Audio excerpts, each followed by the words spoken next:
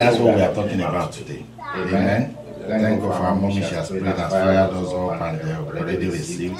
So let's talk to ourselves how to keep receiving. Because there are things that you need to do to keep getting the attention of God. There are certain things you just need to keep doing to get the attention of God. Praise the name of the Lord. Jesus Christ left his throne in heaven and he came down to the earth to come and save you and I. Amen. What did he get in return?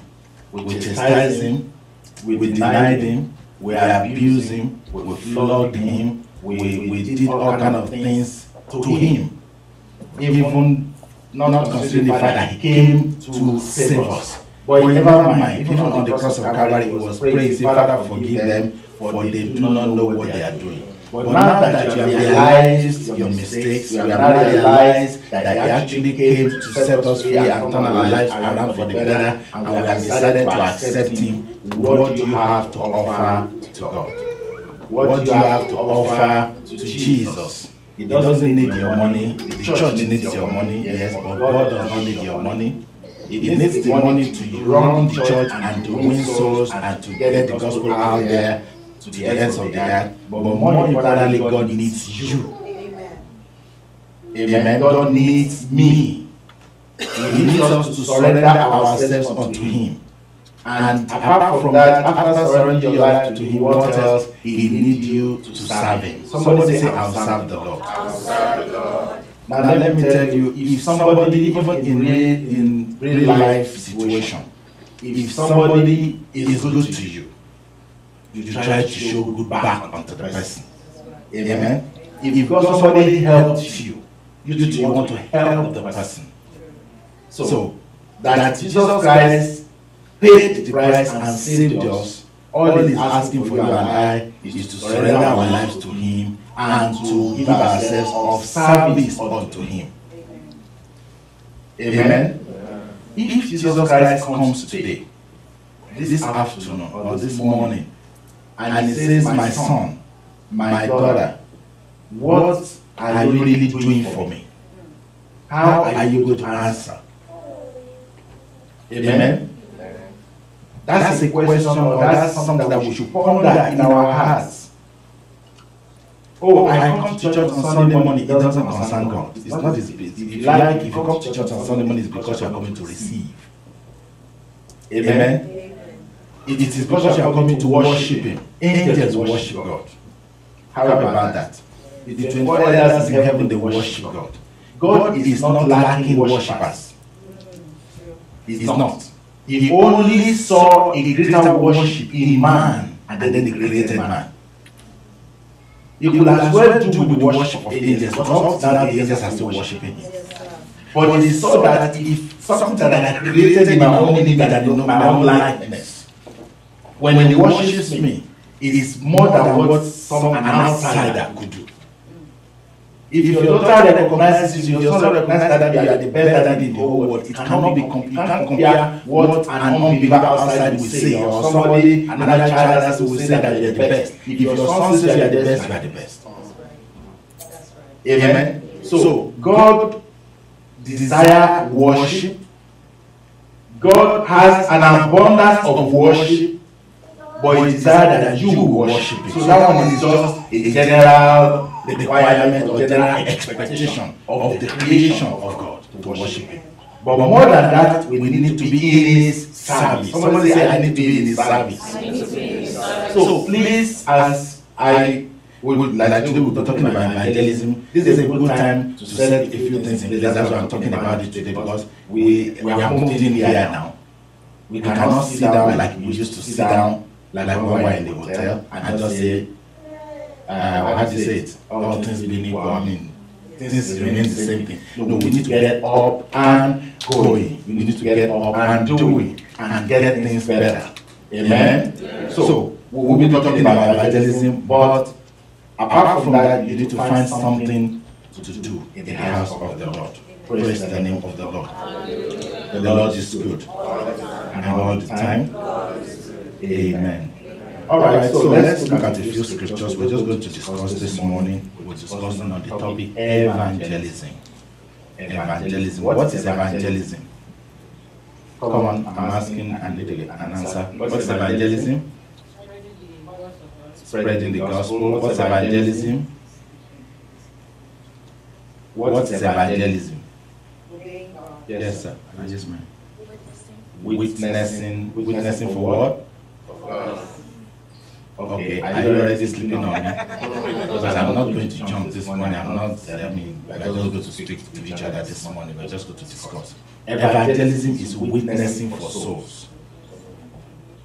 If there's anything that touches the heart of God more than anything else, is what? Souls. Souls. And souls. And souls. And souls. That's all God wants. Because He has paid too much a price to lose 1 second of winning souls. He wants us to go out there and to draw men into His house. And we'll see a few scriptures this morning that will help us to understand where we are coming from in the issue or in the area of evangelism. Please make sure you be your brother's keeper, watch your neighbor for me, don't let them slip off on me. Matthew chapter 4, verse 23. Matthew chapter 4 and verse 23. And I wish somebody that has a loud voice, whether you want to read it from the screen or from the Bible, just read it for me, please. Matthew chapter 4 verse 23, let's go. And Jesus went about all Galilee. And Jesus went about all Galilee. Teaching in their synagogues. Somebody say teaching in their synagogues. Teaching in their synagogues. Yes. And preaching the gospel of the kingdom. Somebody say preaching the gospel of the kingdom. Preaching the gospel of the kingdom. Yes. And healing all manner of sicknesses. And healing all manner of sickness. Say it. And healing all manner of sickness. And then all manner of disease among the people. praise the name of the Lord. Chapter 9 verse 35. Matthew chapter 9 verse 35. And Jesus went about all the cities. And Jesus went about all the cities and villages. Doing what? Teaching in their Teaching in their synagogues And preaching the gospel and preaching the gospel of the kingdom and healing every sickness and healing every sickness and and every disease among the people. This is what Jesus Christ did when He was here on earth. How many of us attest to that? And that is the same commission that He has given unto us. Amen.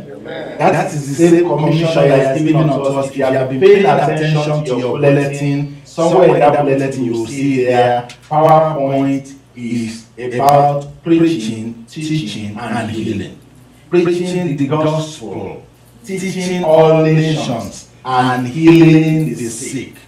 If you do these three things, it will take care of the total man. When I say total man, everything that a man needs will be covered under preaching, under teaching, under healing. You preach the gospel of Christ to those that do not know Christ, and they will receive Christ. Then you bring them into the fold and you begin to teach them and disciple them. Praise the name of the Lord. And as you disciple them, they will become a disciple of Jesus Christ. Let me tell you something, listen very carefully. Now, you are a bad leader if you have a successor. You are a bad leader, a bad team lead. If the day you call off work, your department was chaos. Are you listening to me? There is something that I wrote down. Let me see if I have it here. And it is an institution is any system that can grow and thrive. This let me read it again. Any institution or an institution is any system that can grow and thrive despite the absence of its most significant person. If as the head of the home, the day or as the head of the home, you cannot dare travel out because you know that there's going to be chaos at home, you are not a good head. Amen? So if you are a CEO and you are always afraid of going on vacation because you know that if you go, the assistant CEO will take over the business, you are a bad leader. Are you with me? So what God wants us to do is to replicate ourselves or to duplicate ourselves.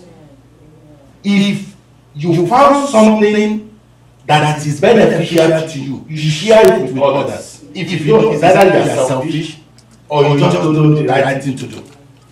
Are you listening to me? So when you find something, oh bro, I just found this coupon on the internet. I found this sales on the internet, and I know you wanted to get the same thing. Let's go get this thing. That's a good brother or a good brother.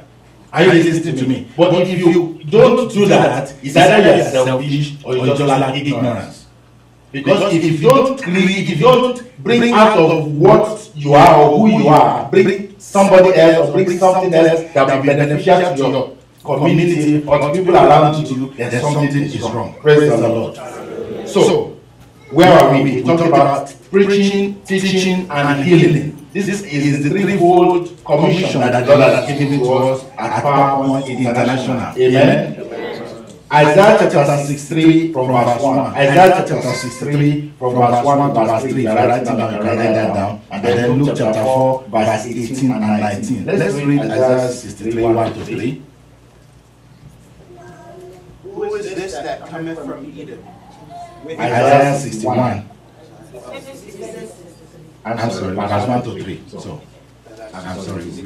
Isaiah 61, I'm sorry. The Spirit of The Spirit of the Lord God is upon me, because the Lord has anointed me and qualified me to preach the gospel of good tidings to the meek, the poor, and the afflicted. He has sent me to bind up and heal the brokenhearted, to proclaim liberty to the physical and spiritual captives, yes, and the opening of the prison and of the eyes of those who are bound. Amen. Praise the name of the Lord. This is verse 2. To proclaim the acceptable year of the Lord and year of his favor, and the day of vengeance of our God, to comfort all who mourn. Amen. Read verse 3. To grant consolation and joy to those who mourn in Zion,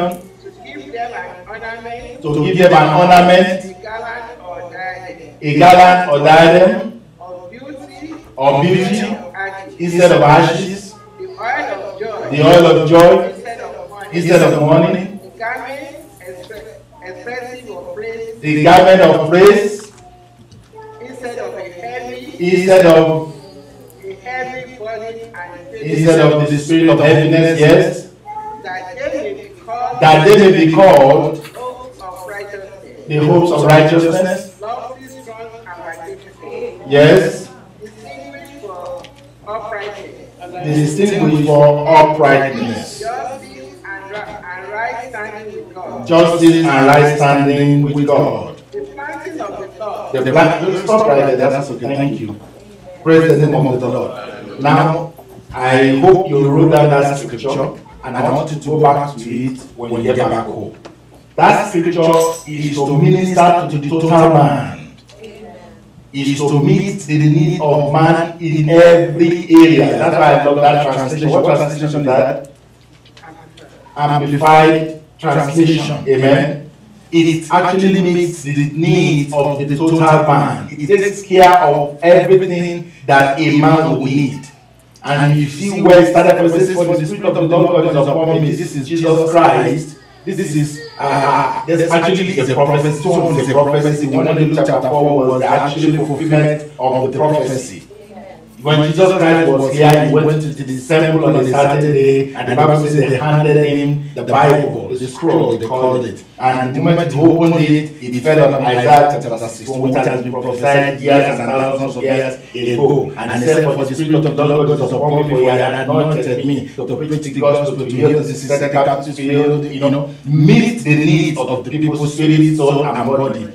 It says setting free those that are physically and spiritually captives, or physically and spiritually challenged. So you see, ministry is more than just preaching and preaching and preaching the Bible. It's also meeting physical needs of the people. Somebody say amen. Amen. So this is the commission that the Lord has given for the sake of those people. Maybe they are watching. I know there shouldn't be anybody in this room that doesn't know the commission of this house or the vision that the Lord has given to us. If you don't know, I think you didn't know enough. Maybe that's what it is. You need to get some more today. But I believe everybody knows, those that are watching us, this is what God has called us to. When we say the Spirit of the Lord is upon us, it means He has equipped us and empowered us to do His works. Heal the sick, set the captives free, preach the opening of prisons to them that are in bondage, release those that are tortured, physically tormented and harassed and troubled. It is a house of answered prayers for all nations. It is a place of refuge for the people of God. It is a place to run to and you are saved. It is a place to run to get comfort, to get encouragement. Amen? So that's what the Lord has commissioned us to do at the PowerPoint Church or at PowerPoint International Ministries, as you are. Praise the name of the Lord. Number 3, I'm just laying the foundation. PowerPoint is about building the kingdom of God. You will see that Jesus Christ did not say that He has anointed me. Go back to verse 1. He said in verse 1 that for the Spirit of the Lord God is upon me, because the Lord had anointed me to preach good tidings unto the meek. He has sent me to bind up the brokenhearted and to proclaim liberty to the captives, and the opening of the prisons to them that are bound. Read verse 2 for me, please. To proclaim the acceptable year of the Lord and the Lord's favor and all that. Okay, I think that might be the okay, that's in the book of Matthew, the book of Matthew chapter 9, 35, talking about the preaching of the kingdom of God. He's not preaching church, and I've always told us, don't go out there and say somebody and say, come to my church. They'll just look at you and say, oh, okay, I have my own church, even if they don't have. Amen. So God has not sent us to go and proclaim church. He has not sent us to go and proclaim the kingdom of God. He has sent us to go and win souls into the kingdom, not into the church. But of course, they need a physical church to thrive, to grow and become disciples. So don't put the cart before the horse. There's going to be an accident. You put the horse before the cart. Let them first accept Christ into their lives as their Lord and Savior. You invite them to receive the gospel, not to receive the church. Are you with me? The reason many times why many of us go out there and preach church or invite them to church is because we really don't know what to tell them, we really don't know what to preach to them. That's not what Jesus Christ sent us. He sent us to go and preach the kingdom of God. Praise the name of the Lord. So at PowerPoint, we are kingdom builders. We build kingdom people for kingdom living. You see that to all over this auditorium, in those flyers and everything. You will see it all the time. It's all about the kingdom, building kingdom people for kingdom living, for a total man. Amen. And also popular saying, raising a people of power, purpose, and pursuit. If you have a mission, then you have something to pursue. If you don't have a mission, there's nothing to pursue. So we teach you how to receive the power to identify the purpose that God has given to you, and then the drive to pursue it to conclusion. Now let me tell you, I've said it before and I'm not going to say it again. PowerPoint Church is not a place where we just want to gather all Tom, Dick, and Harry. It's a place we want people that want to recognize that God has called them into something, to come into and to fulfill that call of God upon their lives. And I'm saying this as a life television, I'm saying it here again and again. That's what PowerPoint is all about. That we have a building, that we have a church called the PowerPoint Church, is just to have an organization to pull the people, to gather together the pool of people to fulfill their destiny. to receive the power to identify their purpose and to fulfill, to pursue that purpose to logical conclusion. Because you may very well take this from me right now. This journey is just a process, taking you to somewhere, taking you to the presence of the Lord. And when we appear before the Lord, the first question is God is going to ask you is, how did you do it? How did you make it? What did you do? How did you live your life? How did you live your life? He's not going to ask you how many churches did you attend. He's not going to ask you how many times were you in church on Sundays or midweek or Bible study or power night. He's going to ask you, how did you live your life? Give yourself a report, or write a report about yourself. And I don't know how many of us will be able to put a pen together and put a pen to paper and say, yes, I have run the race, I have finished the course.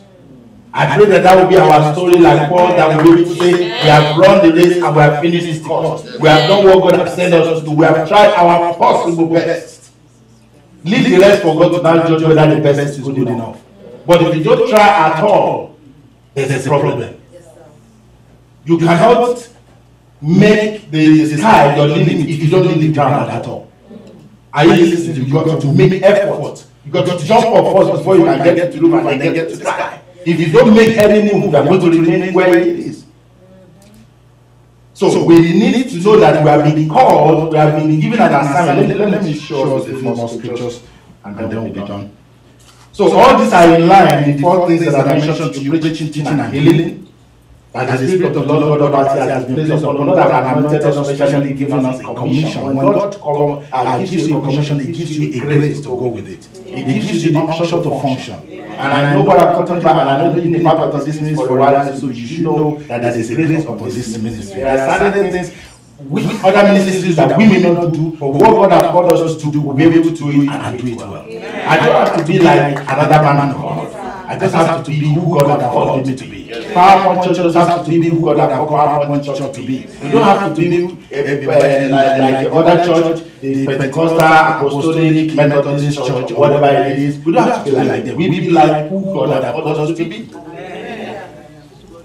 Amen. So we build kingdom for kingdom living, kingdom assignment, we raise the people of power. These are all the things that God has commissioned us to do in this place. Now let's go to the one that concerns you specifically. Now we have an institution called the PowerPoint Church. Another institution we all came under that umbrella called PowerPoint Church. But everybody has their different assignment and different commission. God has called you into a specific office. God has called you into it. It's not until you have a big title, wear big robe, and wear big hat that you will be in that office. It's because it's not about the physical appearance. It's concerned about recognizing what God has called you to do and stepping into that calling of God and fulfilling that call. So take that one. That's another point you need to take from me today. That God has called you into a specific role inside that umbrella called the body of Christ. Now, the question will be, are you fulfilling that call? Now, there's a general call, and then there are specific calls. There is a general call, and there are specific calls. The general call is what we see in Matthew chapter 28. Read for me from verse 18. Matthew chapter 28, from verse 18 to the very end of that chapter. Matthew chapter 28, let's read from verse 18. Are you there? And Jesus came and spake unto them, saying, all power is given unto me in heaven and in earth. Next verse. Go ye therefore and teach all nations, baptizing them in the name of the Father and of the Son and of the Holy Ghost. Verse 20. Teaching them to observe all things whatsoever I have commanded you, and lo, I am with you always, even unto the end of the world. Praise the name of the Lord. This is the general commission that God has called us all into. This is the general commission we have been called into. Everybody has been called to go ye therefore into all the world. Now, listen to this now. What you don't have, you cannot give. If you don't have an anointing, you can't give somebody else anointing. if you don't have wisdom, you can't give somebody else wisdom. If you are not gifted as a teacher, you will be frustrated in the teaching commission and in the teaching ministry. Sometimes my children they talk about some of their parents had what they're going through, not that they talk about them, but you can easily see the distinction between this teacher and that teacher. There are some that are born teacher, there are some that are, I don't have any other thing to do, let me just get into this teaching.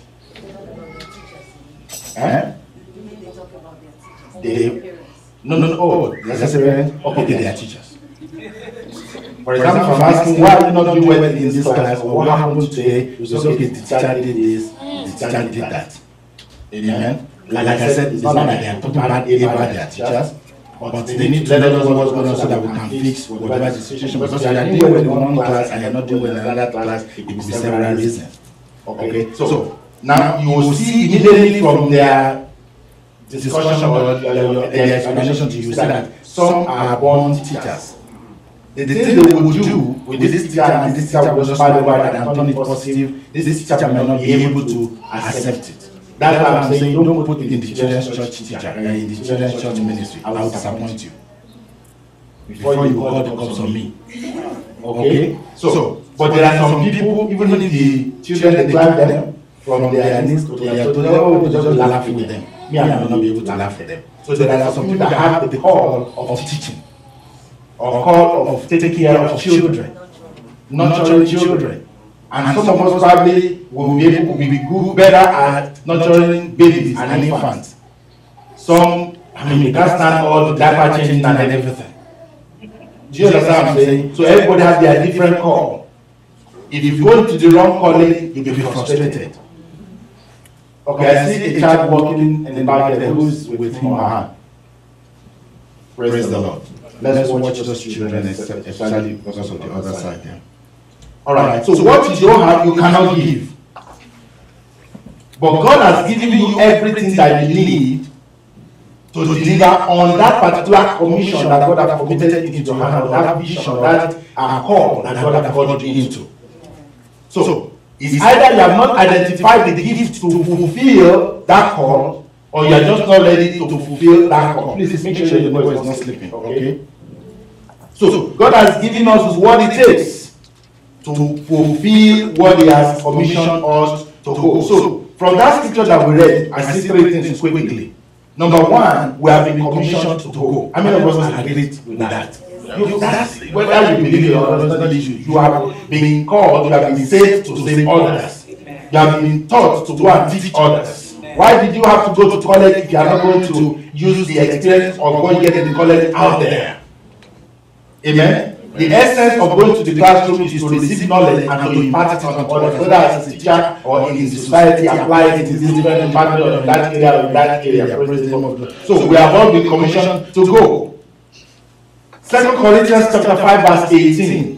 2 Corinthians chapter 5 verse 18 and 19 actually. Let's read that and then I'll give you 2 points and we'll go on. 2 Corinthians chapter 5 verse 18. And all things are of God, who has reconciled us to Himself by Jesus Christ and has given us the ministry of reconciliation. Underline that in your Bible, if that's your Bible is yours, or even if it's your digital Bible, you can highlight it and what you call highlighting to the colors or to underline it. We have been given a ministry of reconciliation. What is reconciliation? Bringing people back into the fold. Amen. When the father and the son, when they have disagreement and then they go their separate way, you want to bring them together. What do you call it? Reconciliation.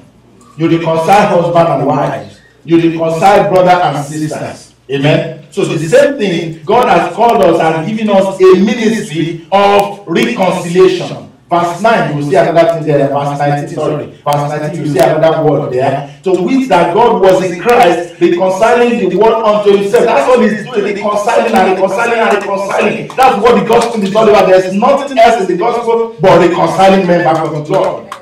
But when God reconciled, when God reconciled men unto Himself, He also wants to better their life, transform them, transform their marriage, transform their finances, transform their business, change things in their life, give them a good character, a better character, give them a big vision, give them a business, give them a job, make their life better. So he said, reconciling the world unto himself, not imputing their trespasses unto them. I need to talk about that for a minute. If you want to be a good preacher, you want to be a good evangelist, don't go out there and keep telling people that you're going to go to hell because you're doing this. That's not what he asked you to go and do. He says it is not imputing their trespasses unto them. If what Jesus Christ went against them with is that you are bad, you are going to hell, you are going to die, they will never listen to him. But it says reconciling. That means somebody must have done something bad to bring him back. That's reconciling. Bring him from the wrong side onto the right side. That's what we are called to do. Not putting their trespasses unto them, and have committed unto who? Unto us. The word? The word of reconciliation. So, how many things have you seen now in verse 18? You see, the ministry of reconciliation. Now, if you talk about ministry in a physical sense, in our natural world, you talk about ministry, you are talking about a minister. A minister that knows that he's been called as a minister means he is in charge of that ministry. He's going to do everything possible to keep that ministry together. Amen. I'm talking about physical ministry, the Secretary of Defense, the Secretary of State, the Minister of Defense, the Minister of Agriculture, the Minister of Education. They are in charge of that area. He has given us what the Ministry of Reconciliation. That means we are in charge of reconciling men back unto God. He has given unto us the ministry of reconciliation. He has also committed into our hands the word of reconciliation. So you have a ministry and the word to carry out that ministry. Are you with me? The word is the message that you are hearing every Sunday after you have given your life to Christ. The message that you are hearing on tapes, on the video, on the internet. Those are the things that are equipping you to carry out that ministry of reconciliation. So if you have the ministry and you reject the word, you will not be effective in the ministry. So the ministry of reconciliation will be effectively carried out when you receive also the word of reconciliation. The Bible says the same word that was preached unto them was preached unto us in the book of Hebrew. But the word that was preached unto them did not bless them because they did not mix it with faith in their heart. They just refused to receive the word. That's it. So, and that doesn't have anything to do with going to church every Sunday. You can go to church in the morning, go to morning service, go to afternoon service, go to evening service. If you don't come out with a specific word, you will not be able to deliver on your ministry of reconciliation. So verse 18 talks about the ministry of reconciliation, verse 19 talks about the word of reconciliation. So you should never be in lack of the word to speak when you meet somebody that you need to reconcile back unto God. Are you still with me? If you meet somebody at work, you've been seeing this person and you know that he doesn't have Christ in his life, there should be a word that you will receive, that you already received, that will come to you, that you will deliver to that person. And quickly, we also talk about how do I do this, because the problem that we have actually is the complication of delivering the message. You have a message, but you need to know the means to deliver the message. If you have, no matter how powerful the message is, if you are not able to deliver it, it is useless. So to deliver the message, you must have the means. That's why in the system that we live in, they ask you to go and do certification.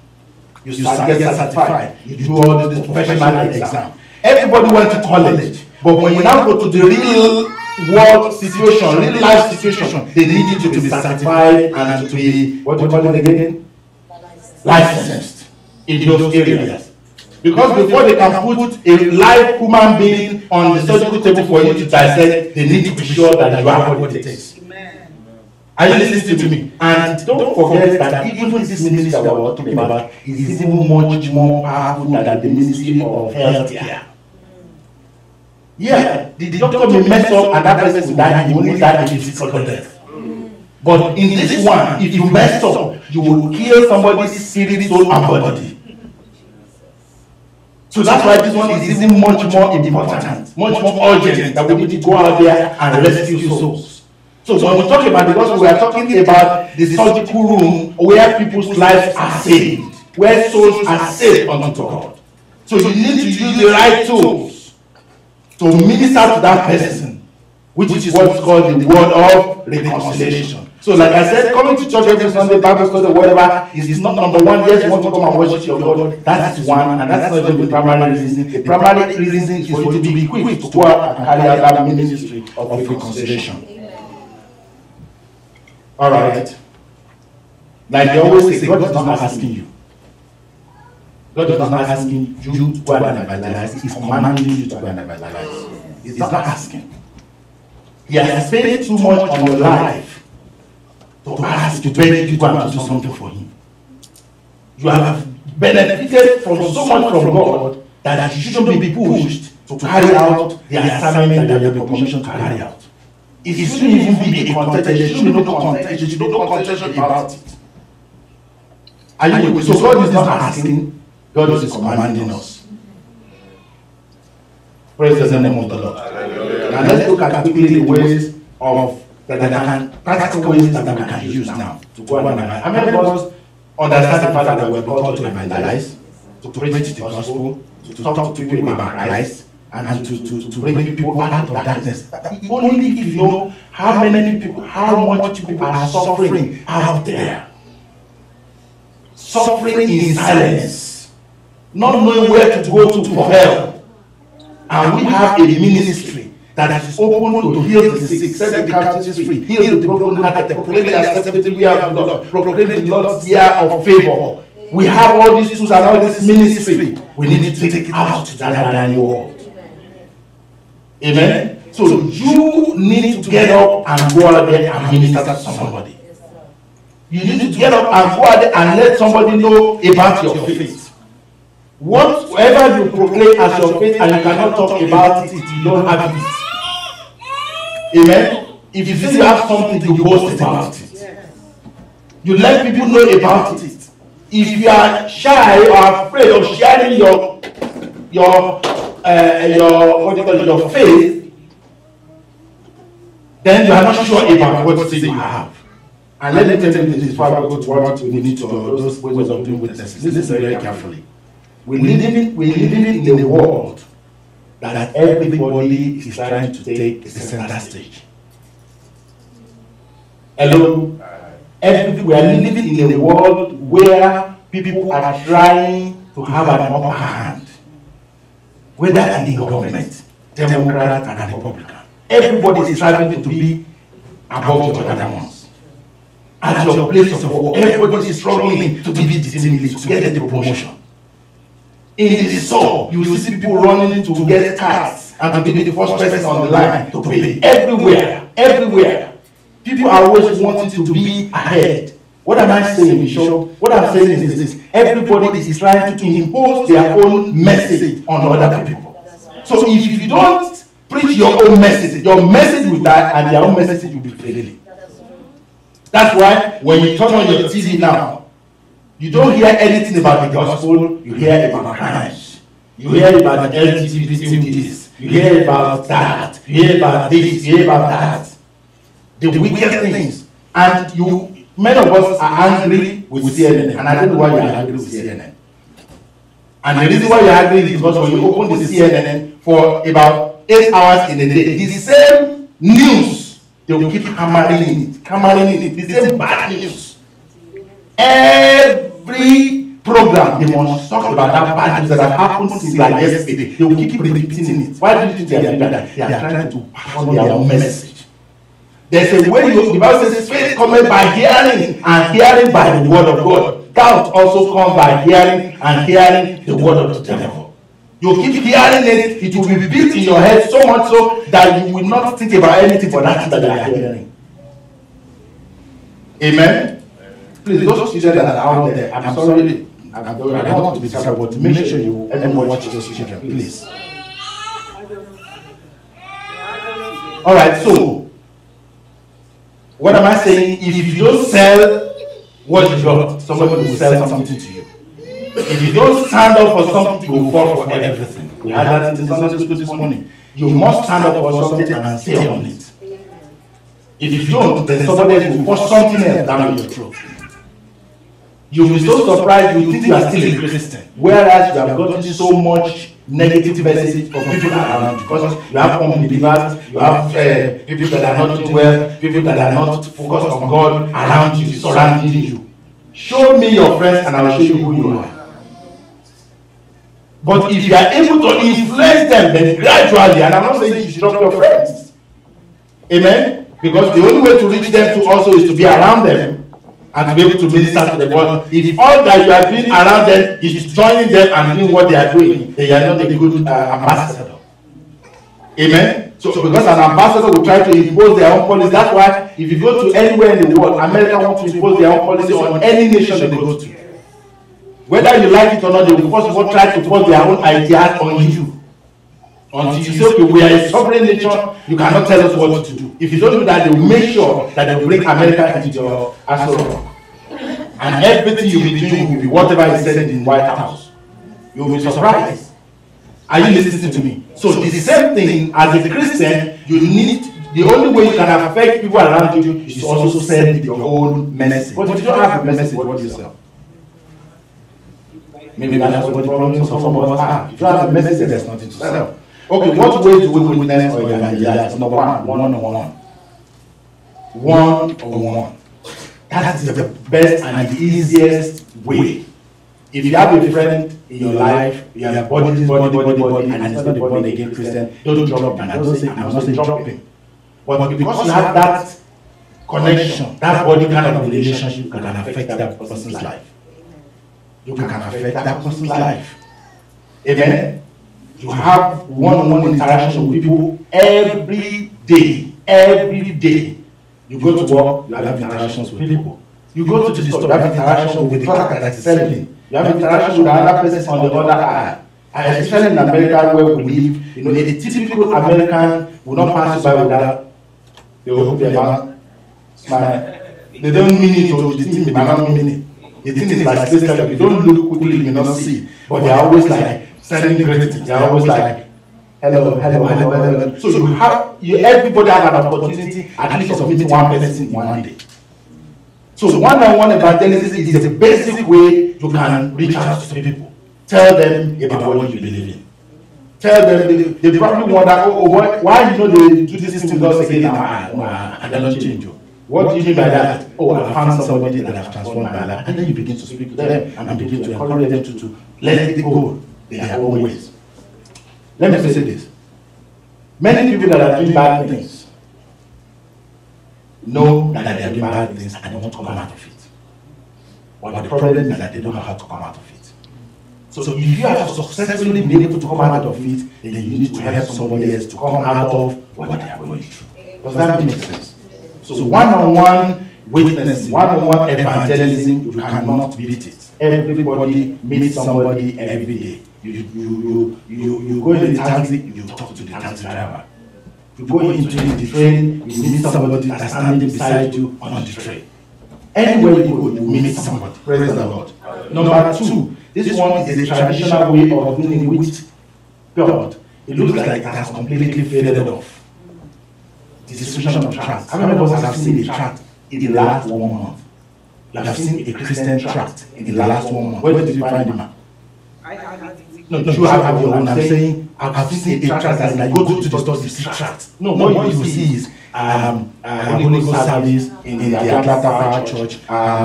The prophets coming to town in the other church. Come and buy this. Okay, I need a roommate. That's what you see in those stores. How many of us have seen tracts? That's what I mean. You go somewhere and you see tracts that preach the gospel. And that's the traditional way that did use to win many of you. Many of you got into Christ because you saw a tract somebody gave you. They didn't even preach, they just gave you tracts. All this SU, you know. You don't like them, but they just stick that tract into your hand. And then you don't want to look like a demon. You just like that put it in your pocket. Then by the time you get home and you're thinking out your wallet, you just start. Okay, because you're afraid of it, you will not be able to let go of the thing and throw it away. That's how many of us got saved. Where is that today? Where is tract today? Now let me give you an instance. You don't have to do it in the name of PowerPoint Church. There are many places on the website you order tracts. You understand? They are pre-printed tracts. Doesn't have anybody's name on it. So don't worry about whether it's PowerPoint or the team or whatever. Just order it. Then you can take it and go to those stores and put it there, or use it to witness for soul. So there's excuse for not doing it. It's still there. Oh, I don't know what to do. I can't design the tract. I can't do. No, what they are already designed, formatted one. Just buy it, and then, in fact, there are so many. Let me tell you another one. There are so many people on the mission field. They don't have the money to print the tract. You can print it and send it to them. That is evangelism. So I don't know where we got the excuse of the fact that we can't do it or don't have time to do it. If you cannot go personally, your money can go. You can send money to, what was that one that we did recently? Voice of Martyr.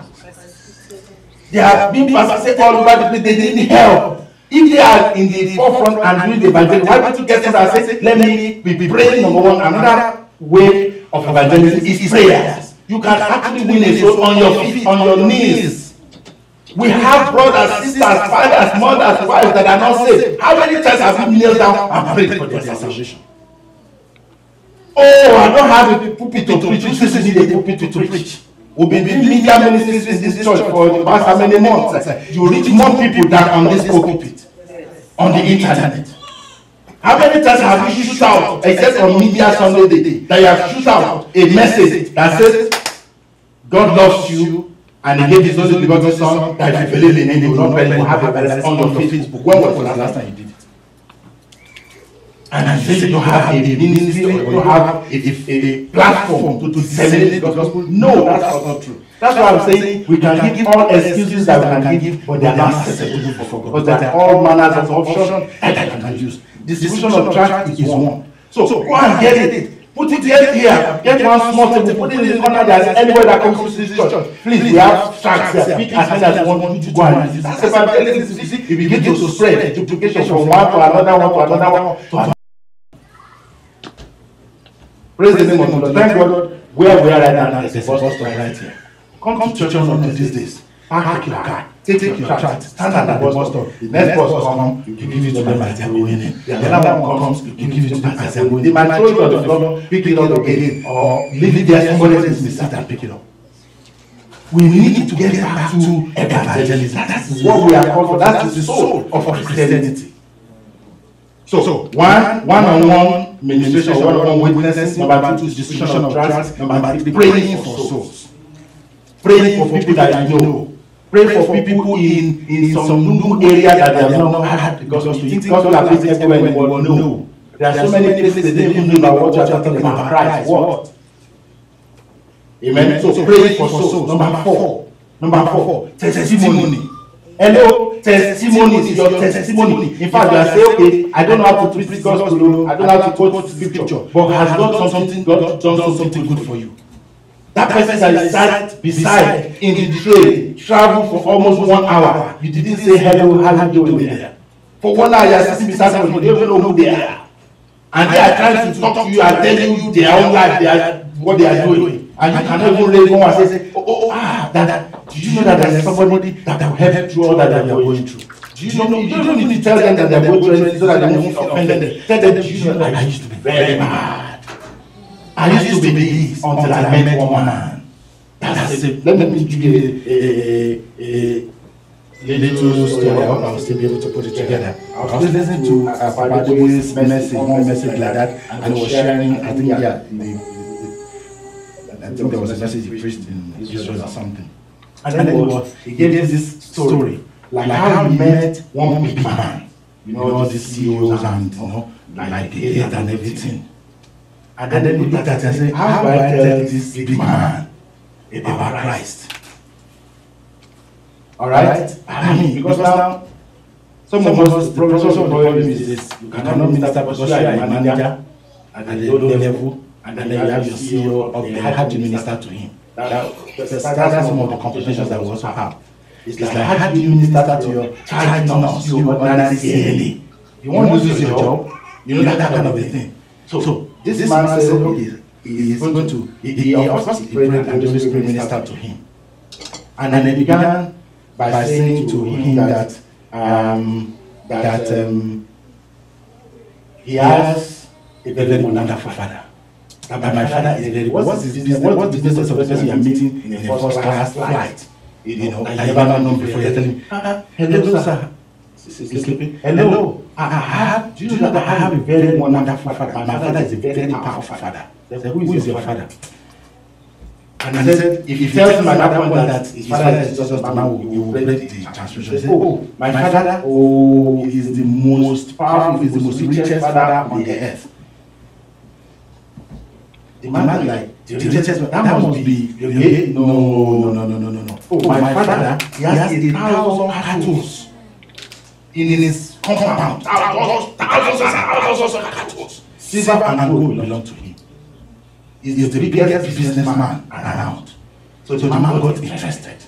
And he said, I need to be that man because all the man is taking his business. Oh, that's your man, father that has that kind of money. I need to meet him and we need to do business together. Amen. So that got the attention of the man. And then they said, oh, in fact, my father, he's one of the best doctors.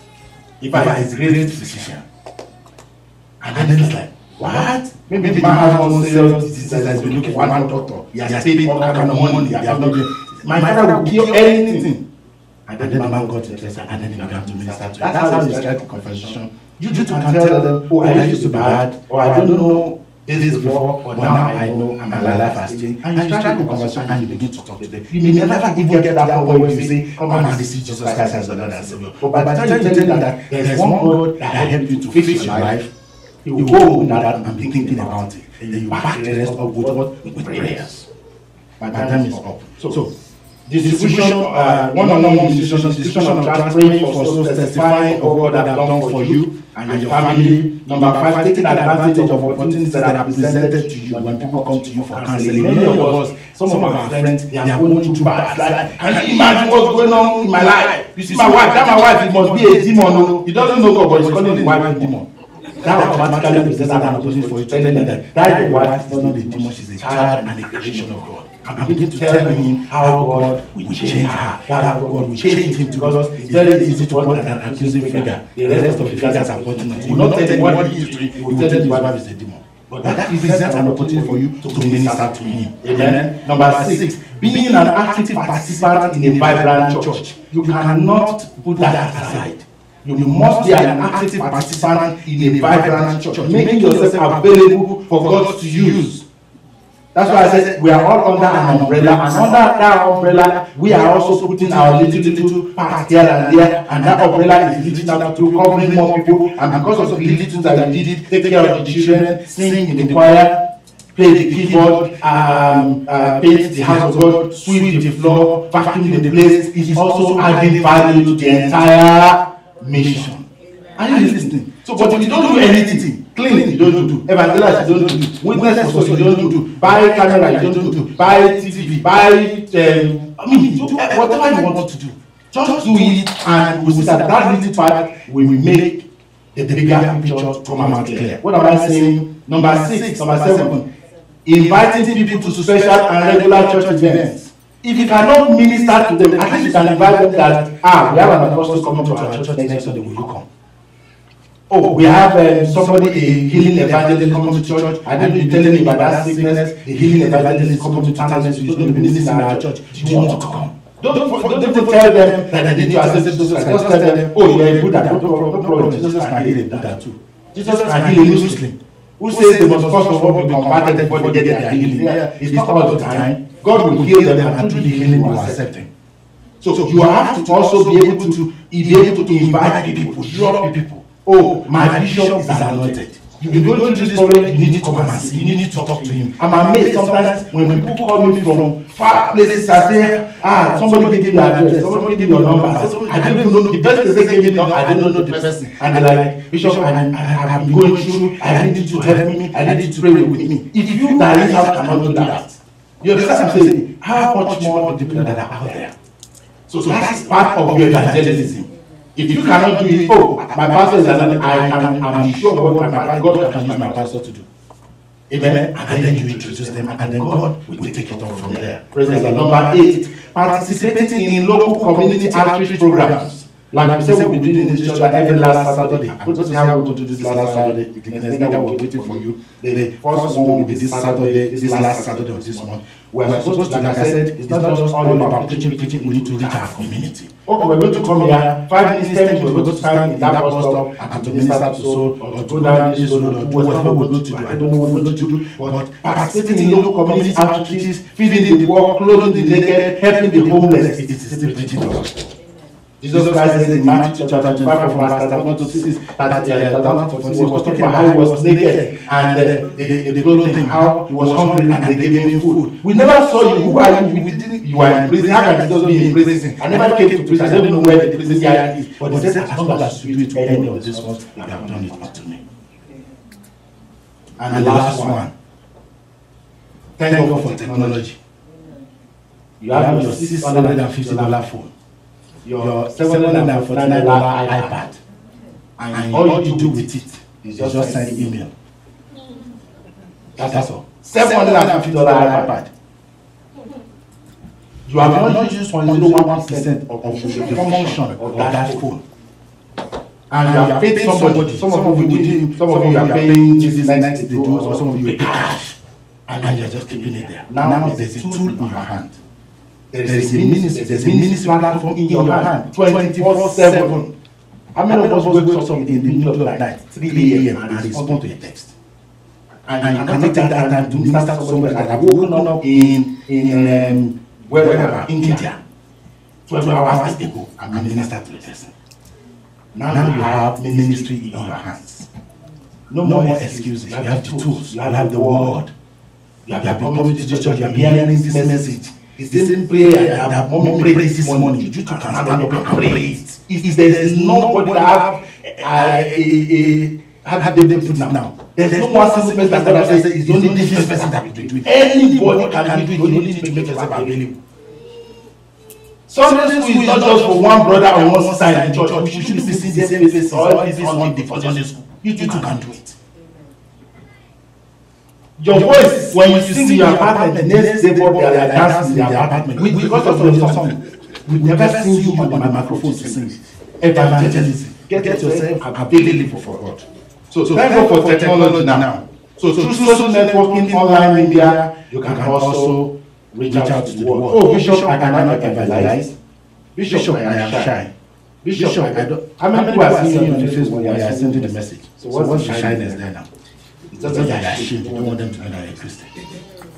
So I cannot evangelize. I don't have what it takes. Who said? You have been given the word of reconciliation. You are attending this church. It's the same message. Just take it.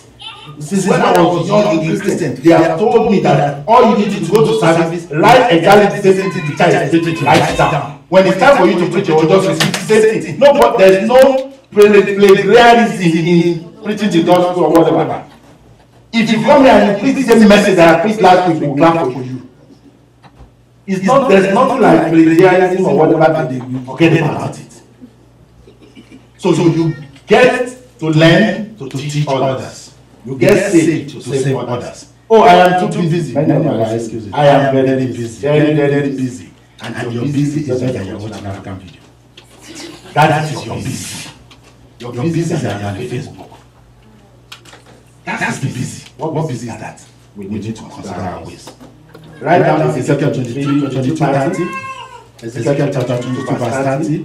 Write down Isaiah chapter 6 verse 8 and 9, and then I'll read that and then we'll be done. Isaiah 6, 8 and 9. Also, I heard the voice of the Lord saying, who shall I send? Who will go for us? Then said I, here am I, send me. And he said, go and tell these people. That's it. Go and tell these people. He has given you the commission, he has given you the message, he has given you the word. And the grace is sufficient unto you. Hear ye him. Hear ye indeed, but understand not, and see ye indeed, but perceive not. All God needs is just a man. Will you be that man? Will you make yourself available for God's use? If you don't stand up for something, you fall for everything. If you don't belong to God, then you must belong to the devil. If you don't serve God, then you must be serving the devil. If you don't work for God, then you must be working for the devil. Let's rise up and let us pray.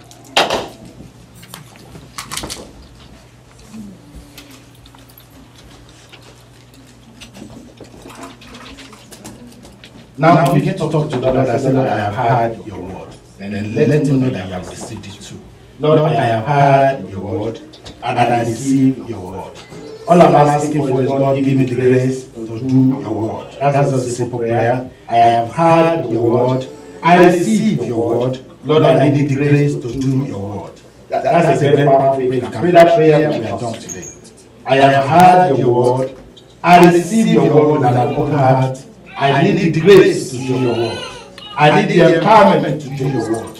I need the zeal to do your word. Lord, help me to be a doer of your word, not just a hearer alone. I have heard your word. Once have you spoken, twice have I heard the power of God. I have heard what you have to say. In the name of Jesus, I have received what you have said. And I need the grace to go forward and do what you have asked me to do. I need the grace to do the word. I need the grace to do the word. I need the grace to do the word. I need the grace to evangelize, to win souls, to preach the gospel. I need the grace. I know it's not by power. I know it's not by might. I know it's by your spirit. So Lord, I need your spirit. I need the empowerment. I need the grace. I need your strength, oh Lord, to help me to do that which you have called me to do. I will not be an ungrateful servant. I will not be an ungrateful servant. I will not be an ungrateful servant. In the name of Jesus. Thank you, faithful and awesome God. In Jesus' mighty name we are prayed. Amen. One more prayer. Say, Lord Jesus. Lord Jesus. I want to do your work. I want to do your work. And I will do your work. But maybe there's something in your life that is actually, some people have genuine reasons why they cannot even do it. Like I said, what you don't have, you cannot give. You cannot give somebody joy even if you don't have joy in you. You cannot bless somebody if you are not blessed. And this work requires that even, like I said to Jesus Christ, physician heal thyself. You want to say, God, any reproach, is that the same word as abamo or abuku? Any box in my life, any reproach, that people will say, but say a Christian, but look at you. That particular thing that I want to talk to you and say, Lord, remove that board from my life. When you are reading the scripture and they get to man and say, but you gotta pay attention. Say, Lord, everything that is a reproach, that is contrary to the gospel, that the gospel is so you can preach the healer if you are not healed. The only way you can preach the healing power of God is when you have experienced the power of God in your life. Lord, I need help. I need you to heal me. I need you to touch me. I need you to bless me. I need you to make my life better so that when I go out there, when I stand on the pulpit, when I stand on the street, they will see Christ in me. They will see Christ in me. They will see God in my life. Lord God Almighty, financially I am struggling. Lord, get me out of this struggle. Lord God Almighty, financially I am embarrassed. Lord, remove this embarrassment. Lord, maritally I am embarrassed. Lord, remove this marital embarrassment. Lord, I want to be fruitful like your word says to be fruitful. I want to multiply like your word says to be multiplied. I want to replenish the earth and subdue like you have commanded us in Genesis 1:28. I want to have dominion. Lord, give me the grace to walk your word so that I can talk your word. I want to walk the word of God and I want to be able to disseminate the word of God. Lord, everything that will hinder me, that will stop me from doing what you have called me to do, Lord, remove them from my life. Remove them from my life. Remove the reproach. Remove the burden. Remove the weight. Heal anyone that may be sick in their body. Remove that oppression of the devil. The tormenting powers that are tormenting us, Lord, deliver us from them. Deliver us from household wickedness. Deliver us from the spirit of fear. Deliver us from the spirit of fear, the spirit of timidity. In the name of Jesus, we have the spirit of power and love and of a sound mind. Give us boldness to go out there and to preach the word of God. We say it today. In Jesus' name we are prayed. In Jesus' mighty name we are prayed.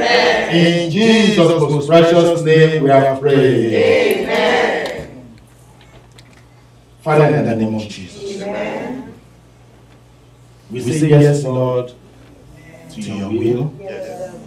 Yes to your counsel. Yes to your word. We surrender ourselves unto you, spirit, soul, and body. We ask, Lord, that you use us. Amen. Lord, where we have fallen short, where we will have the capacity to do what you have called us to do. Lord, help us in Jesus' name. When we are weak, you are strong. We ask Lord that you will make your strength perfect in our weakness. That not everything that we have hindered us thus far, today we bury them alive. In the name of Jesus. And today we receive our freedom. The liberty to go out there and preach to us. Minister to our neighbors, minister to our friends, our family members, our colleagues at work, to do the work of the ministry, to carry out this ministry of reconciliation. The grace will receive it today. And the word of reconciliation that you have put in our mouth, let us speak with boldness. Give us a mouth and the wisdom that no man will be able to gain or resist.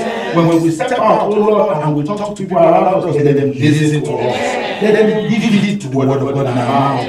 In the name of Jesus. We pray that this week, help us to take this step of faith and what you have called us to do. As we invite people, they will hear us and they will give heed to the words of our mouth in Jesus' name. As we invite them into the kingdom of God, they will come. We pray that the powers that are holding back our loved ones, our friends, our families, our colleagues that have not known the Lord, we ask you to deliver them from them. As many as we know, the closest ones to us that have not received Jesus Christ as Lord and Savior, Holy Ghost, arrest them, save them by your power, bring them out of darkness into light, and establish them in your kingdom. Let them abide and let them be fruitful in the name of Jesus. And as a church, we pray. The Bible says in the word of God in the book of Acts of Apostles, and the word of God mightily grew, and he added to the church such as are saved. Lord Almighty, we pray that this church will receive increase in the name of Jesus. Add to this church on a daily basis as many as receive you in the name of Jesus Christ. The power to flourish, the power to expand, the power to enlarge our faith. Give it unto us in the name of Jesus. Let this church be a light to this neighborhood. Let no man, we pray over this Mapleton Parkway Road. Every vehicle, every man that walks past this road, every truck, every police, or whatever it is, let them know that there is God in this place. As the traffic goes there at the light, let their attention be turned to God. Let them see God in this building. Let them see God in this building. Let them remember the message that they have had in the past, that they have not been converted. Let them receive it and let them get converted. Let them look at this building and say, I think it's time for me to go for God. Don't draw men by your anointing. But release the power of God upon this stretch of the road. Can I tell you something? It used to be that this road, if you don't know me, you don't know so that area will go. There's always a lot of accidents here. People that come around that goes into the what is it? The enterprise there. When the bank used to be here, you know that come. There's always one accident or the other. Lord, we pray. No more accidents in this place. No more bloodshedding in this place. But from today we decree the power of God begins to set souls. On this ground, on this road, people are arrested. They will get to this point and they're like, something is just different about this point. Let the power of God invade the atmosphere. In the name of Jesus Christ. And more importantly, we arrest men. We arrest men. As they come to board the bus, they will look and say, oh, there's a church. They can come back and go to drop by in church. No, begin to arrest. Let your power fill this environment. And let this neighborhood know that God is God. In the name of Jesus. Father, once again, I want to thank you for these wonderful children that you used yesterday for the youth empowerment. We ask God that you take them to the next level. Bless these children. Use them for your glory. None of them shall be arrested by the devil. They will come to the saving knowledge of God in their life, and they will serve you with their heart and with their life. In the name of Jesus. Those that are visited, their lives will never remain the same. Whatever they represent, they will never do anything without God again. The power of God to continue to meet with them in Jesus' name. Thank you, faithful. In Jesus' name we are prayed. Somebody shout hallelujah.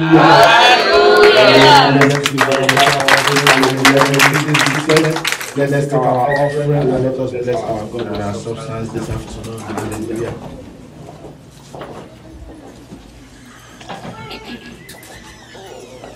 And while you are packaging your offering, quickly let me mention a few things about the